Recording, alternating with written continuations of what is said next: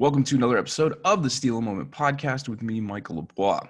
Today's episode is MCFixer, YouTuber, podcast host of the show My Xbox and Me, and Twitch streamer.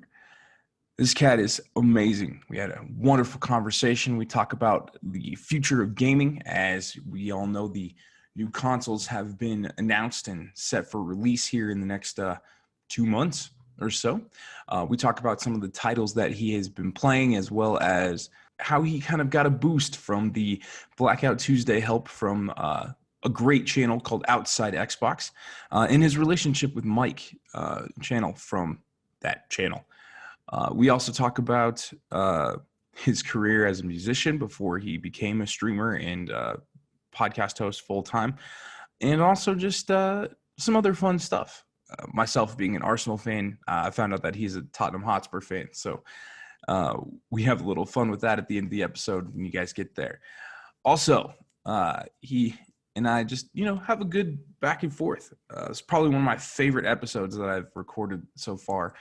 You can tell that he is very passionate about what he does. He's very well informed. He's very focused on being able to present the best information that he can. And he taught me a lot through this process as well, being a pro in this realm. If you guys can find his podcast, subscribe to it, rate it, enjoy it. There's about 260 episodes now. It's called My Xbox and Me. Also, you can follow him on Twitch at twitch.tv/MCFixer and subscribe. He's so close to 1,000 subscribers. If you guys give him that would be awesome. I just subscribed to him this last month, and he's fun to watch, man. He doesn't mince words. He doesn't cut anything. He's real honest. He's direct. He doesn't pull any punches, as you can tell. It's a 10-7 here in Denver, and it snowed yesterday here in Denver as well. So when we're recording this, I'm moving in, so we have an awesome dining room table right here that's in the background, and I've had to change up some of my setup with a new desk and things. So the camera angles will be a little bit different for the remaining episodes that are not pre-recorded. We talk about some really interesting issues and things that need to be addressed in this episode as well, pertaining to the representation of how companies and other entities kind of address the issue of race, as well as address the issue of trying to claim that they are not racist. Fixer has some really important points about this, and he says some really powerful things through this whole process, and he's also seen a fantastic spike as he's been able to be a part of some of the best podcasts. He was just recently part of an IGN broadcast and has done some amazing work. So I highly suggest you guys keep up with him, because this cat's going places, man. I'll tell you what. So with that being said, MCFixer and I would like to steal a moment.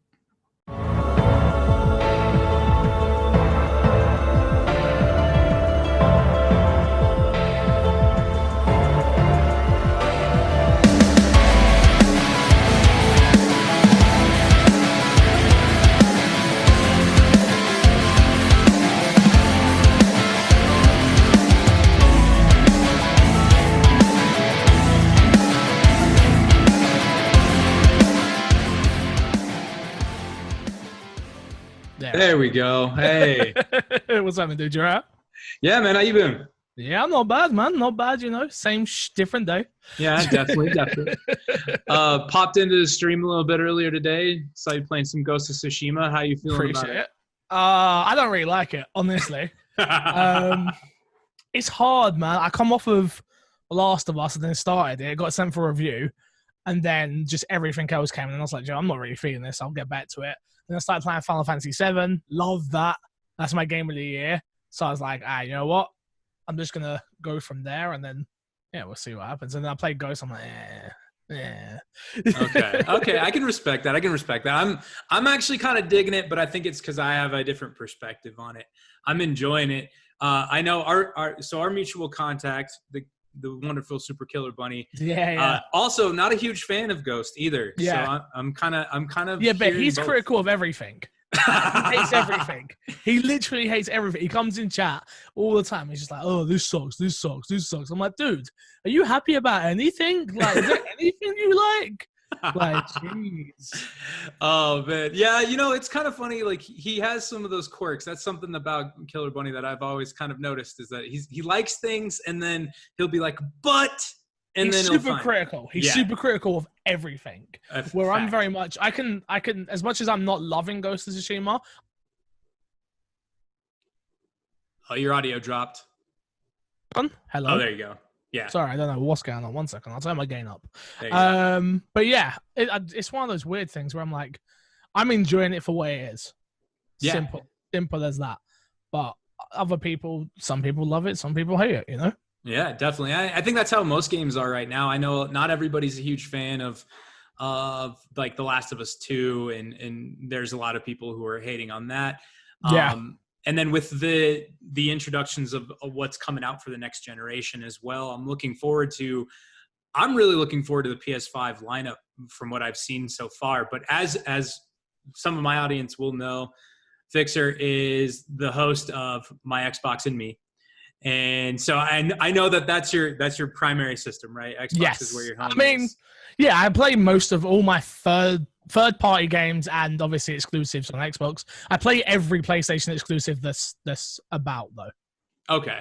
And that's what I respect, man. You're open to all of it. You look at all of it, you see everything. But what kind of brought you into making Xbox like your home system? Like I'm a Sony fanboy. I throw my hands in that vein everywhere. But I did own an Xbox for a while. I played it a lot, but I think those exclusives pulled me over. What keeps you on that Xbox run? Business wise, honestly, I wanted to work for Kind of Funny, which I'm sure you know who Kind of Funny are. Mm-hmm. They had PS I Love You, XOXO at the time with Greg Miller and Colin Moriarty.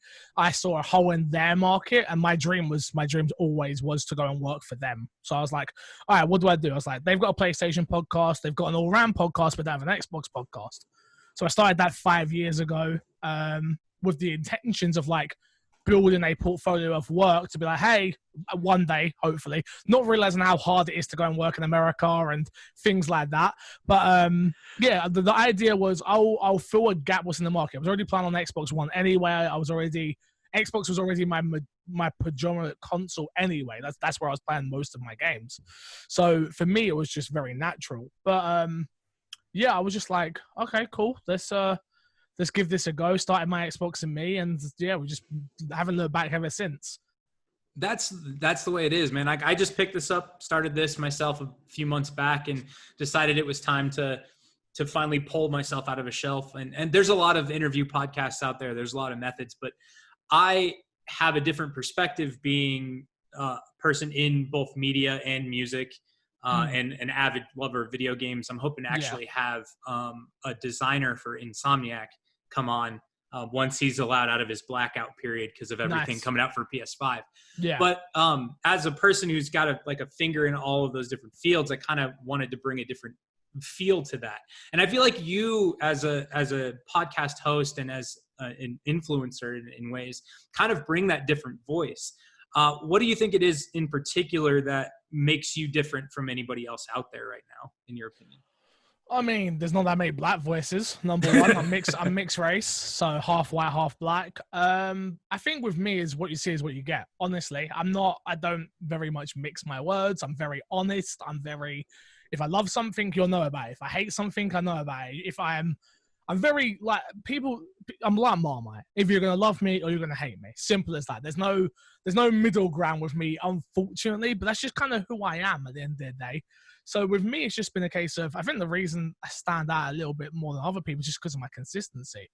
Again, a lot of people start a podcast, do it for 1 week, 2 weeks, 3 weeks, and realize how much work it is, or start Twitch streaming and see how much work it is, or start creating YouTube content and see how much work it is. And I've just been consistent on all of those platforms for the last 5 years. Like, don't get me wrong, I've had to take time off for other issues here and there, or because I've had to go get a job in security or whatever it is that I've done. But I've always come back around, and I've always, my Xbox and me has been the consistent. I've done my Xbox and me now 5 years plus, never missed a week, never missed an upload, you know what I mean? So I've never lost an episode, or if I have, I've done it on my own. It's one of those things where the audience knows every week. No, sometimes I'll miss Fridays just because of sheer busyness, but like every week you will get a new episode of my Xbox and me, no matter what. And yeah, I feel like that's it. But yeah, being mixed race, I think helps and hinders. Hinders because there's a lot of racists in the world, and a lot of brands are just very blind to how white the industry is. But in many ways, as things have now progressed, I'm in this weird, it's other weird place where obviously the Black Lives Matter movement's happened, and lots of brands are trying to hit their status quo, is the way I word it, which is like they're checking boxes a little bit more instead of it being to me, it doesn't feel natural, but unfortunately that's just the way it is. It's a lot of people looking at themselves in the mirror and going, oops, we only have white people to work here. Like, where is everybody else? And it's unfortunately, it took for someone, and like I've said, my success, especially as of lately, because I've had a huge boom on all platforms. All my numbers are up on everything. But it took for a man to die and the police to do that before it would happen. And that's the only bad thing about it, really. Is like, not the only bad thing, but one of the bad things about it, which is like, it took for that to happen before not just myself, but I'm sure many black or mixed race or just people of color content creators to even get a light on them. A little bit like the Me Too movement, right? Like female leads and stuff like that. It's very much, you can compare the two in a lot of ways, where it's like it took for something really, really, really shitty to happen before anything good come of it. And yeah, that's kind of where we're at right now. Yeah, and I mean, that is very true, that we're in this really weird flux time of trying to figure out exactly what's the best course of action and where we should go from here. And a lot of brands respond quickly by being like, well, we have to figure out how to prove that we're not racist. We're not something that puts ourselves in this horrible position. And at the same time, you're sitting there looking at the content that you put out, which is quality content. I mean, I started listening to my Xbox and me because of Killer Bunny, and you and I have had communications. I'm Daywalker on Twitch and all that stuff. But like, we've had conversations in the past, and that's how I got to know you. But I'm sure a large audience got to know you through the Outside Xbox portions that came out, and through just, I'm sure, searches and then you being brought up as everything. How did that Outside Xbox situation kind of come about? And have you known those guys for a while? Yeah. So I've known Mike now for 3 years. Okay. Yeah, I met Mike on a bus in my area. He lived in my local area. I saw him I was finishing work at Cheltenham Athletic Football Club. I just finished my shift there taking bets. I was going home I was actually going to my aunt's house to look after their cat or something. And me and my fiance, we go on a bus and I see Mike. And again, I'm very much me. I'm very much who I am. And I look at him and go, I know you. And he goes, do you? And I'm like, yeah. And I go, blah, blah, blah, blah. I know where you know you're from. Put him. He's with his fiance. Leave him alone. That's it. Done. That's the conversation done. We just so happen the bus stops. So the bus stops happen to be like, there's one bus stop here and then there's one bus stop around the corner. And I was like, I was talking to my fiance the whole time, like, shit, I've got to give him a business card. And obviously very nervous about it because you don't want to be that guy, honestly, because it can go one of two ways. It's either going to go the way this story is going to end, or it's going to go the way of the business card gets thrown in the bin and he doesn't give a crap, right? Yeah. I'm very fortunate it goes the other way. So I decide I say to my friends, I'm getting off the bus stop.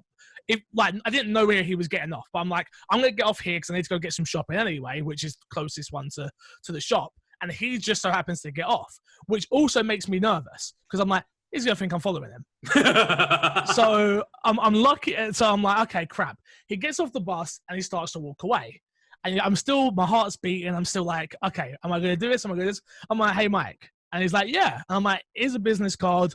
I do stream, I do YouTube, blah, blah, blah, blah, blah, blah, blah. Boom, give him the business card. Get to my aunt's house about half an hour later. Phone pops off. Outside Xbox follow you on Twitter. Okay. Well, that's pretty cool. Nice. Like, obviously, you don't think anything of it. Boom, Mike follows you on Twitter. Okay, cool. That goes from that. Then you start building those relationships, which this whole industry is built off. If you don't have relationships, you're not making it. So it's not so much what you know. It doesn't matter how good your content is. It's very much who you know and how you're going to get it out there to people, right? Right, exactly. So, so I just so Mike happened to like the content. I didn't rush the relationship in that way, because a lot of people, the instant thing there is like sliding the DMs instantly. Can you be on my show? Can you do this? What can you do for me? Blah, blah, blah. For me, I'm very much like, hey, cool. That's that. Leave it there. It's like when you get in a relationship for the first time, you live like 5-day period. Mine's more like a 6-month period. And then I must have hit him up to do my Xbox and Me. Oh man, he did like early episodes, like episode like 76 or something like that, and we're like 255 now. Mm-hmm. So he did that episode. It's one of the best episodes we've done, like performance wise.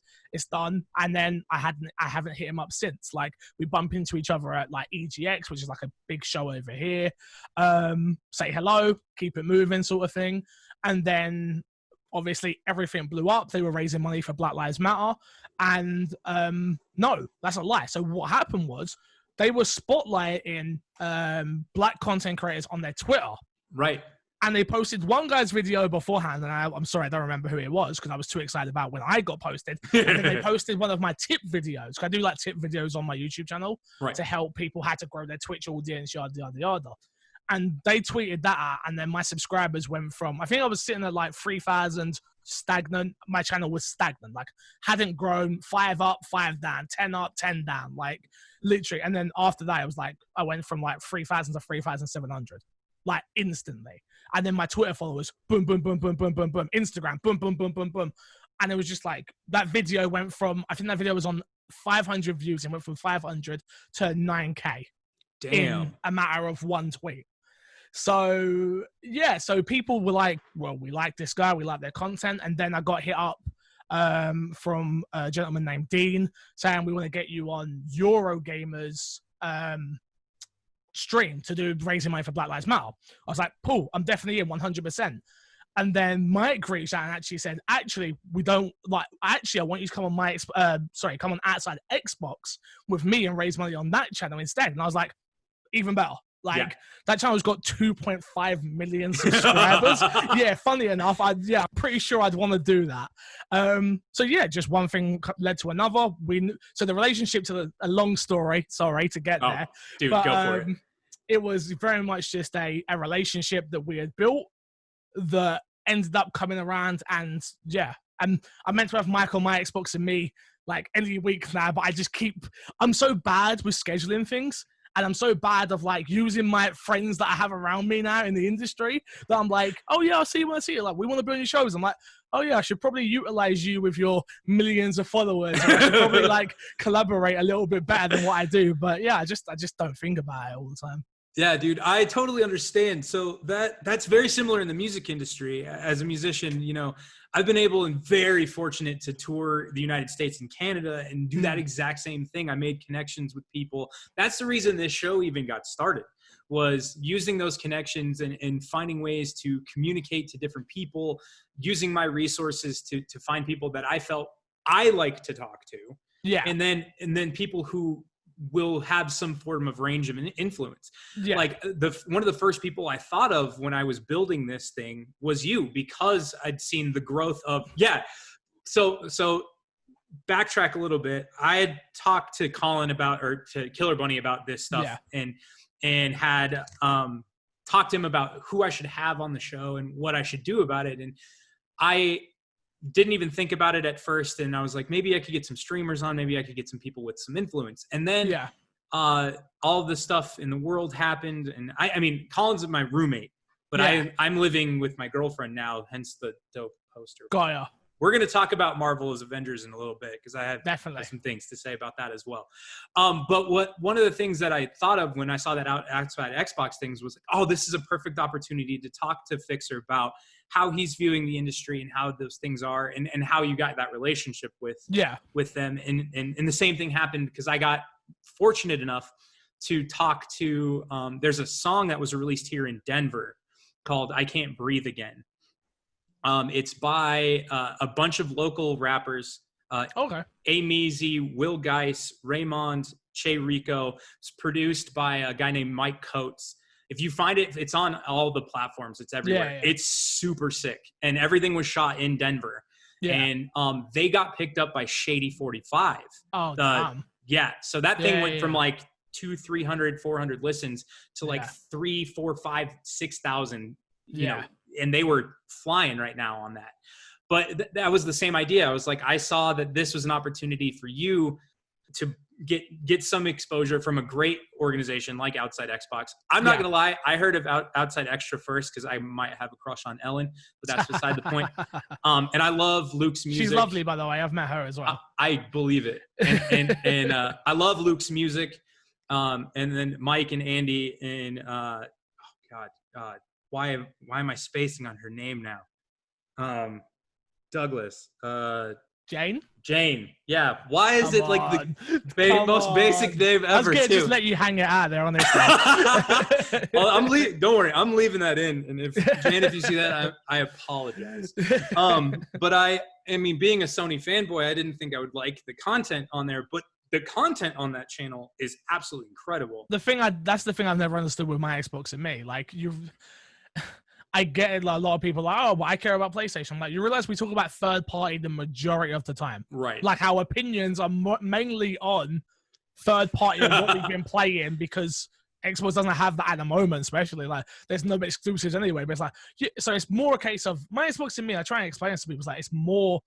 It's the person you should care about, not the name of the show, really. Right. Like, it's the same with outside Xbox. They do they've done other stuff. They've done stuff on PlayStation before. They're outside of Xbox. It's just the branding behind it. It just makes it works better.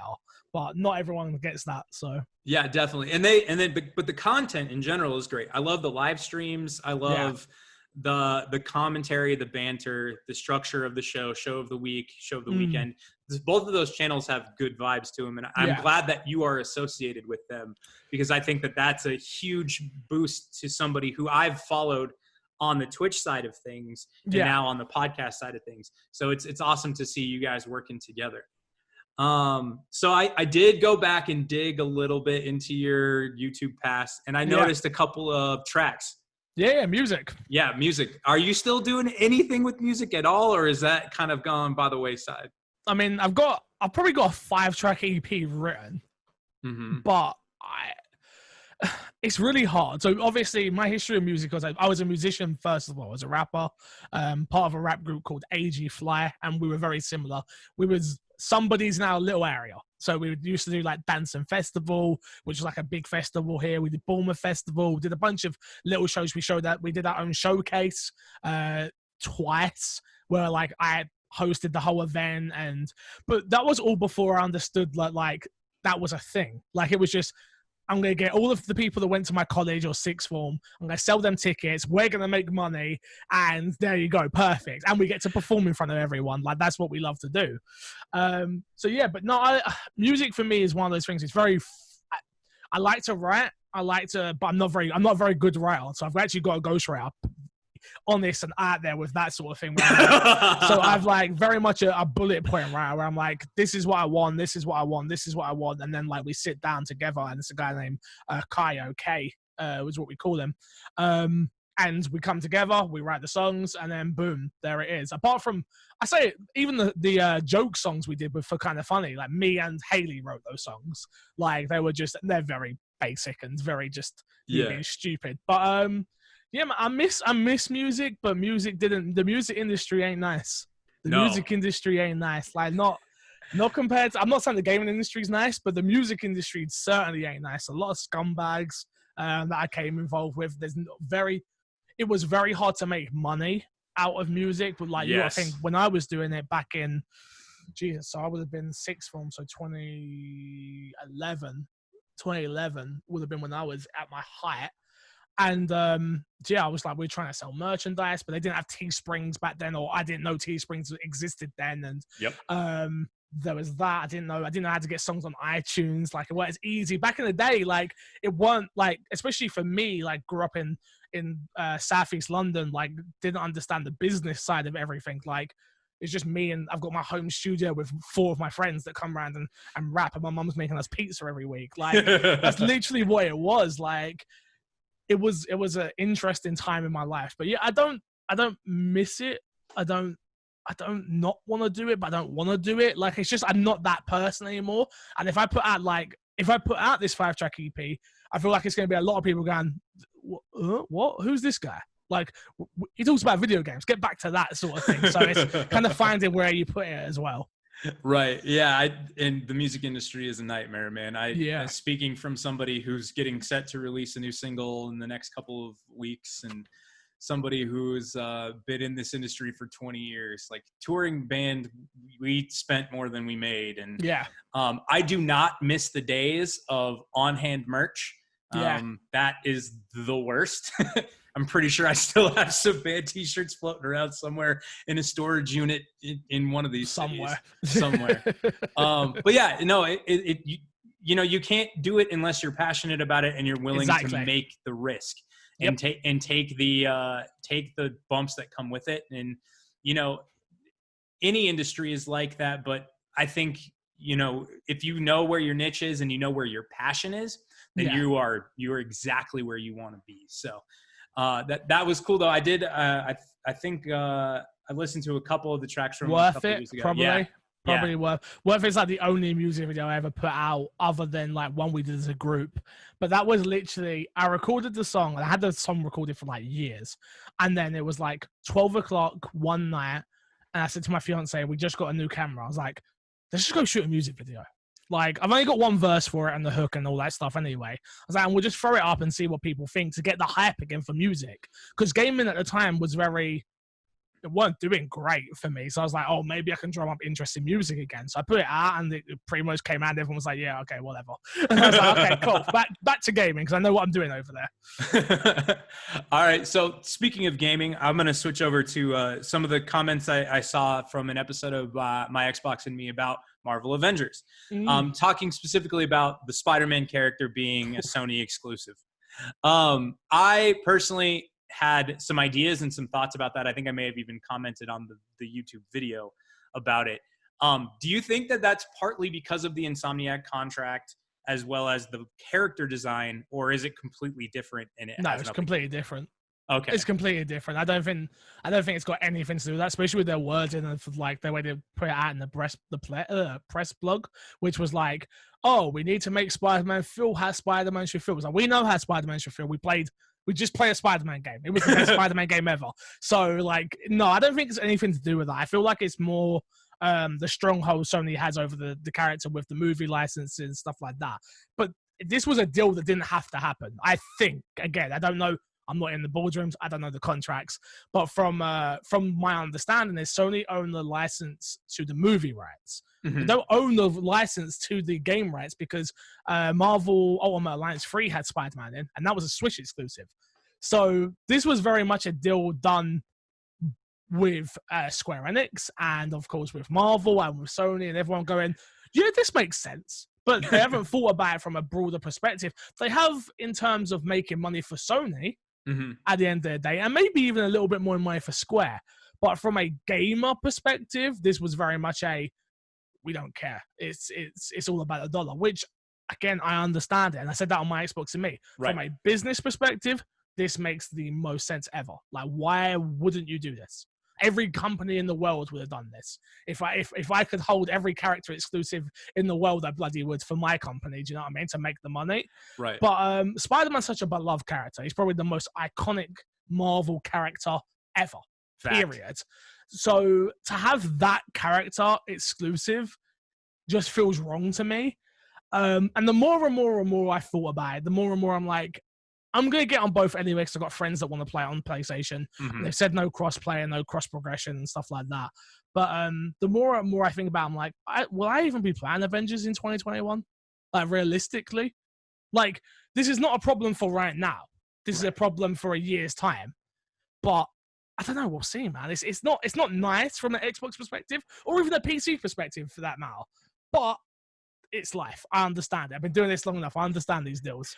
Yeah, it's business. That's the big part of it. I think that's part of a lot of why the console wars has kind of been a thing for a long time. Is it's always been business. It's about, that exclusive content. It was similar with what I think you mentioned, the Call of Duty map packs back in the day for Xbox exclusives, right? But they were timed exclusives. Right. This is the thing. This is back to the thing, which is, if this was a timed exclusive for a month or 2 months or 3 months, I think I would have been like, this sucks, but I get it. But you're literally selling me the same game with less content.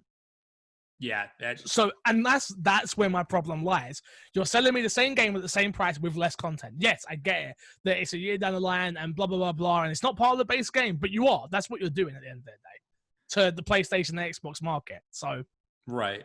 And that also kind of ties into what's going to happen with the console release at the end of the year and everything that's going to change the game for a lot of people. What do you think is going to be the biggest push for both companies in terms of how they're trying to market these new systems? Well, I know Xbox doesn't care. So they don't? Xbox don't care about selling Xbox One X's, Series X's. They'll sell what they sell. They don't care. They're not in the game of selling consoles anymore. They've said it many a times. If you listen to what Xbox say and the way they word things, with them saying PlayStation's not their competition, Amazon and Google are. When you speak of that, they're not talking.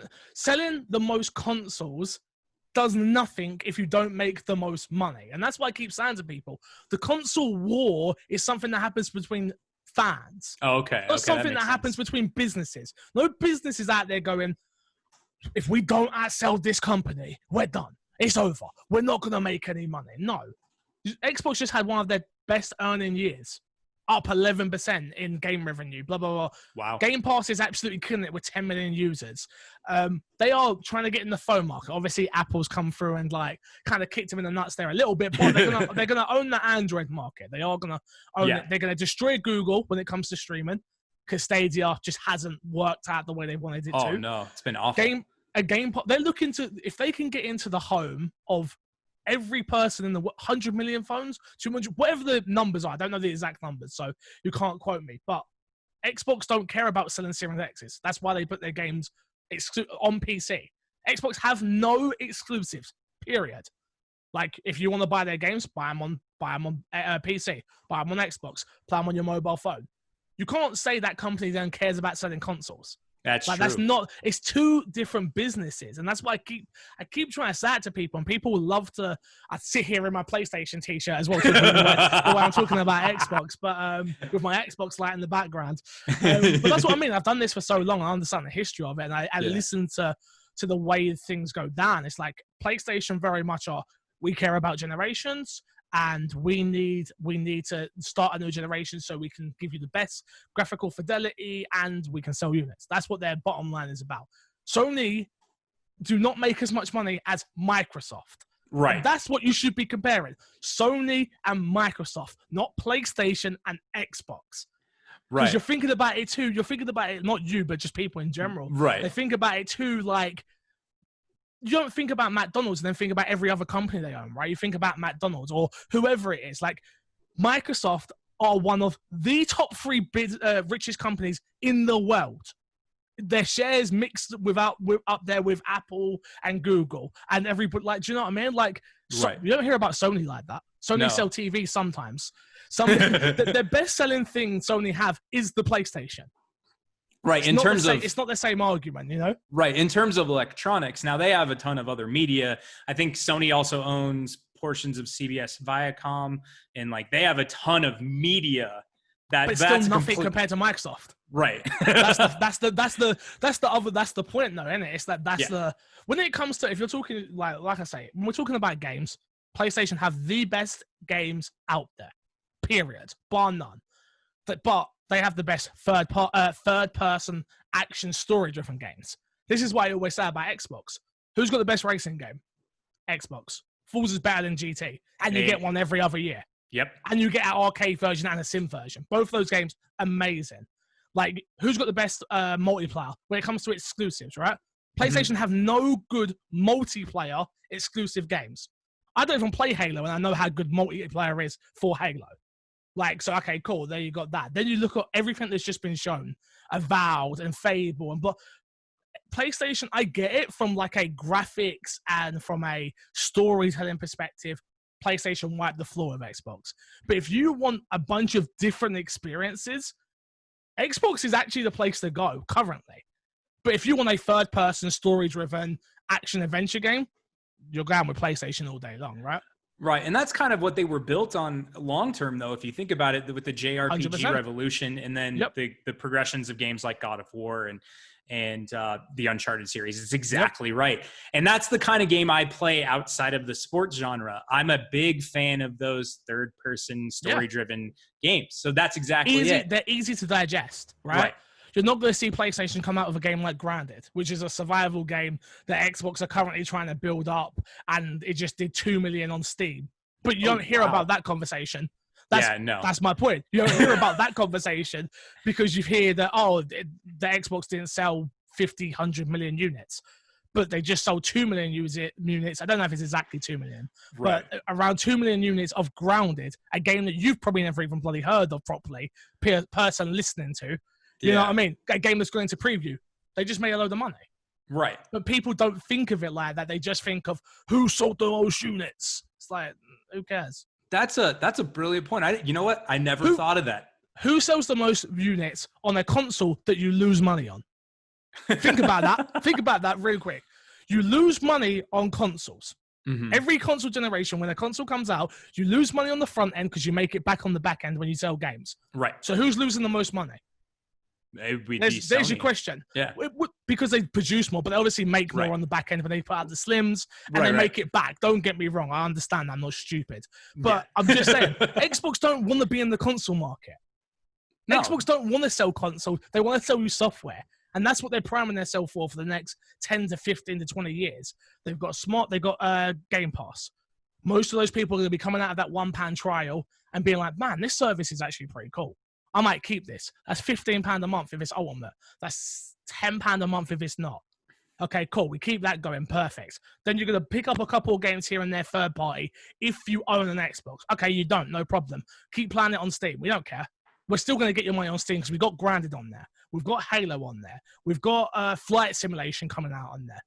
It's just about making money in different ways. It's not just about making money from selling a plastic box anymore. Like, it's just not the way the world's set up anymore. Well, it's the same thing in music. You don't make money off of pressing CDs. It's all about releasing digital content. And it's not about releasing everything at once. It's releasing pieces and then building something after that.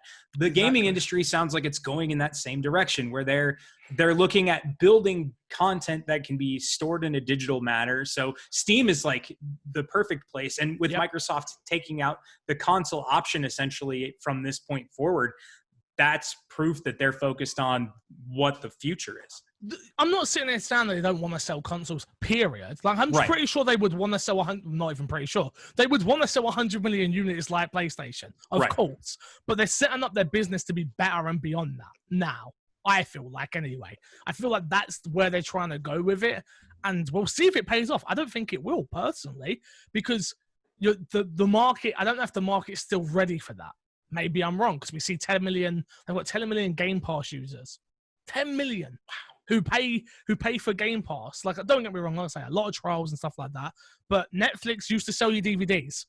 Now they don't. What does Game Pass turn into? Do you know what I mean? Like, they're already 10 steps ahead of where Netflix was in the gaming space. So, yeah.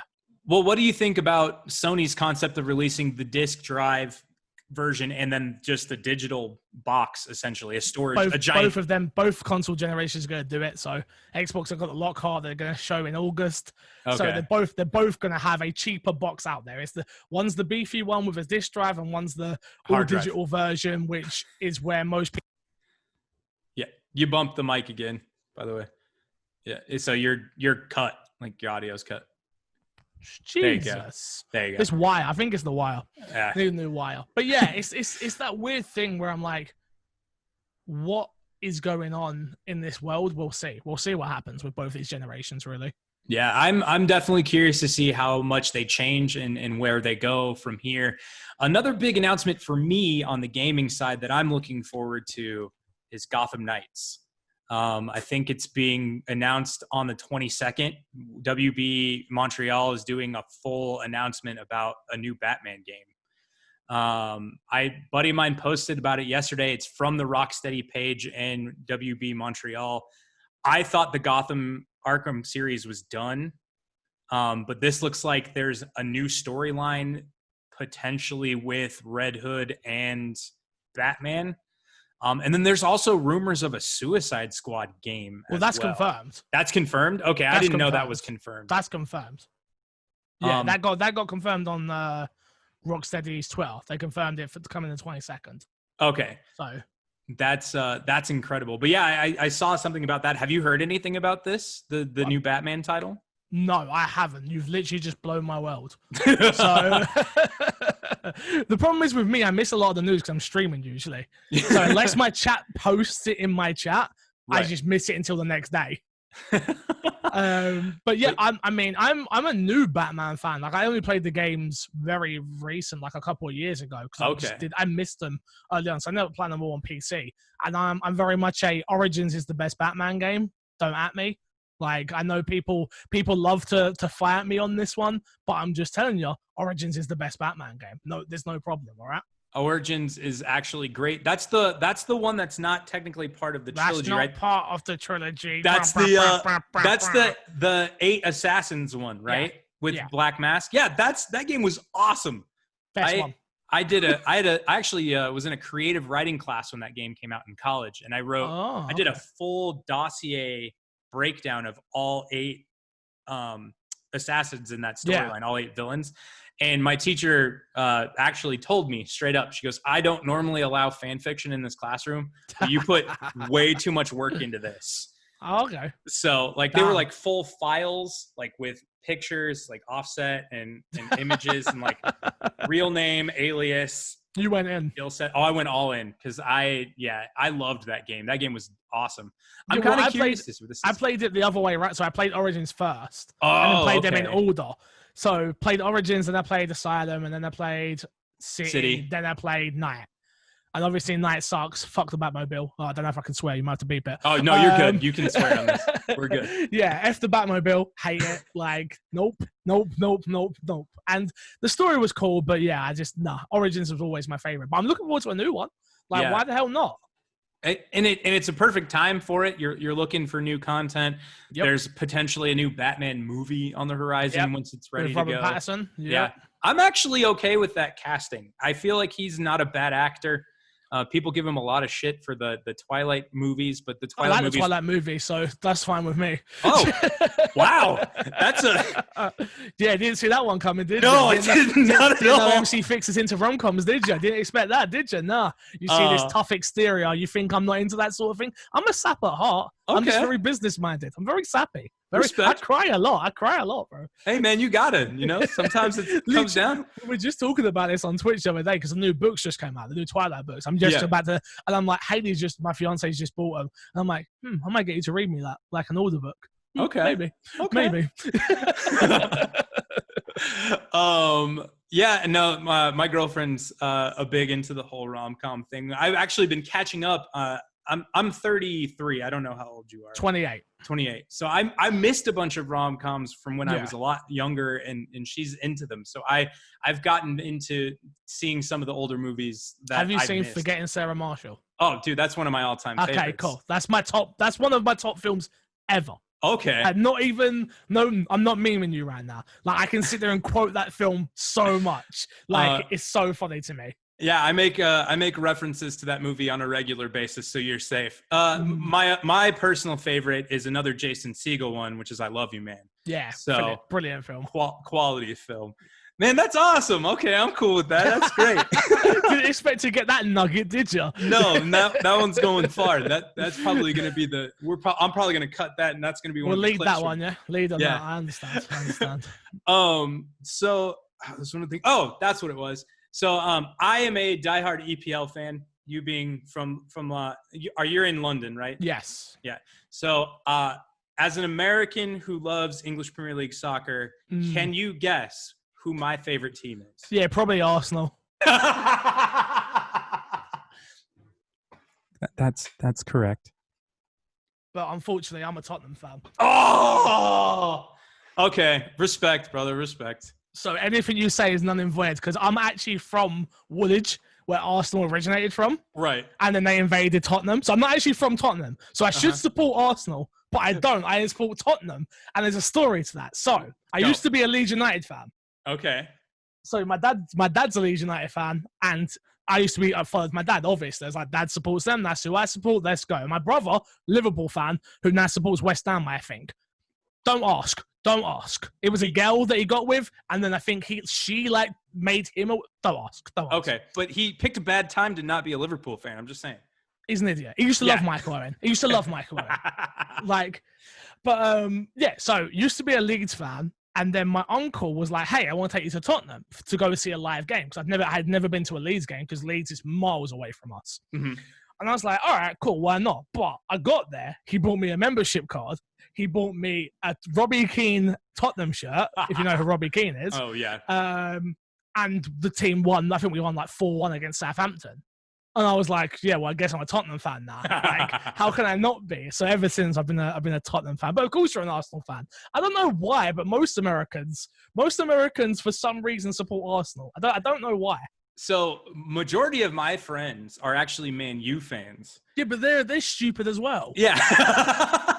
For me, it comes down to when I really got into soccer. So I played soccer growing up. I played up until high school. What position did you play? I was a keeper. Okay, yeah, that's what I played. Okay. But see, for different reasons. Mine was I was fat. Mine was because I was a little too aggressive. And as a midi, I was getting red cards in every 7th game. So they were like, you like touching the ball and getting in people's faces. We're going to put you in net. That makes sense. But I am only 5'7", and the guy in my high school who I was going up against was 6'3". Yeah. I wasn't going to play. No. But I was a huge French national fan, and if Thierry Henry, Patrick Vieira, Robert Perez. Yes, Perez was there for a while, but for a period. So you were there for the Invincibles times. Mm-hmm. You were there for like their best years ever, and I haven't. And now left. they suck. Yeah, but I haven't left. That's the thing. It's like I was raised in a world where your fandom sticks with the teams that you. Well, that's love. what it was. That's what it's. Look, let me not portray the English football scene the way like me and my brother are. No, we're terrible human beings. You pick one team and you stick with it. Doesn't matter if they're good, bad, or ugly. That is who you stick with. Again, we got a weird childhood. Don't worry about us. Don't listen to us on this. All right, I promise. I will say this though. I respect Tottenham as an organization because they've done a lot to build a phenomenal franchise. I want to go to that stadium. Of course you do. We all want. I've not been yet. But one of my goals in life in the next couple of years is to find a way to get my American ass in a seat for a North London derby. Like hard. Yo, that's hard to do as a Londoner. Yeah, so. that's what I've heard. And unfortunately, being from Denver, I don't know if it's technically unfortunately. I don't hate the guy as much as most Denver people do, but I was an Arsenal fan before Stan Kroenke came. Kroenkes and then So I count that as a real fandom because I actually got to see Arsenal play here against the Colorado Rapids. Oh yeah. And got to come over and do the American tour. Yeah, and I got to see. They're like essentially their U23 team. Yeah. With a couple of amazing young forwards that will hopefully be on the team in the next couple of years consistently with the way how Arteta wants to put that team in. Yeah. And another FA Cup is great, but I would love to win the league again at some point and actually make it back to champions. I'm a Tottenham fan, so if we could have won the FA Cup, please, I would have took it. All we hear is, you've not won a trophy in how many years, blah, blah, blah, blah, blah, blah, blah, blah, blah. Trust me, I understand. I was in a pub, standing there when Jonathan Woodgate scored a header to win us the League Cup in 2015? 15? Yeah. Yeah, I remember. And let me tell you, it hurts. It hurts. You know when you go into a title race with Leicester and you don't win it? It's not good. Especially when Leicester just got promoted and everything was that was a rough year for I think any EPL fan who wasn't a Leicester fan. Oh mate, Leicester fans love it. Yeah. They'll be living off that for the rest of their life. Oh man. And then you have Liverpool now who just, it's the right amount of pieces and the right players. True story. I hate Liverpool more than I hate Arsenal. Oh God. I think Because everybody Liverpool hates fans are the worst. No, Fact. you don't understand because you're not from England. I promise you, Liverpool fans are the worst. Because before this title, forget this title, yeah? They wouldn't shut up when they hadn't won a thing. Like, don't get me wrong, Champions Leagues, I understand. But the way they go on, and they've got a scarce accent as well most of the time. I'm not going to try and do mine because, let me tell you, it's not very good. But, oh my God, they don't shut up. They do your head in, seriously. Oh, I love man. you Liverpool fans, but shut up. Agreed. It's interesting. I work in media here in Colorado, and we have like a cluster of EPL fans. Oh, damn. Who all root for different teams. Nice. We have a Liverpool fan. We have a City fan. We have a Man U fan. You've got a City fan. That means he likes money. That's all that guy likes is money. Because there ain't no one who supports City before that money came in. Let me tell you. Ryan, if you're listening, tell me the truth. Yo, Ryan, you're a liar, and I'm telling you you're a liar because no one liked City before. Only people who lived in City liked City. That was it, all right? And even those people wanted to be Man United fans, but they couldn't. They couldn't, exactly. You had to pick red or blue, and sometimes your dad made you wear blue. I got it. Damn straight. I would like Kevin De Bruyne on any of my teams, though. I mean, I think we all would, wouldn't we? Yeah. Imagine that guy in the middle of the park. I don't want to. He just got player of the season as well. So. Oh, man. I'm not surprised. Maybe we could give it to Henderson. I was like, if Henderson got, I was done with football forever. I was just going to burn my shirts, all of them. Like, I'm done. No way. Jordan Henderson, Jesus. Well, hey, man, let's wrap this up. Throw down whatever you want people to see, your Twitch channel, your YouTube and Twitter, any of that stuff, and what you're promoting right now. You can find me everywhere at MCFixer. I'm MCFixer across the board on every platform. Come watch me live, twitch.tv/MCFixer. I'm there 5 days a week. I do 8 hours a day. And if you want to check out some great YouTube content, youtube.com/MCFixer. I'd appreciate it. Thank you for your time, dude. I appreciate it. Hey, no problem. Thank you for coming on, man. Let's do this again later down the road. Let's do it. Awesome, man. Thanks. Bye. Peace. It almost feels like someone else is living my life. 'Cause it almost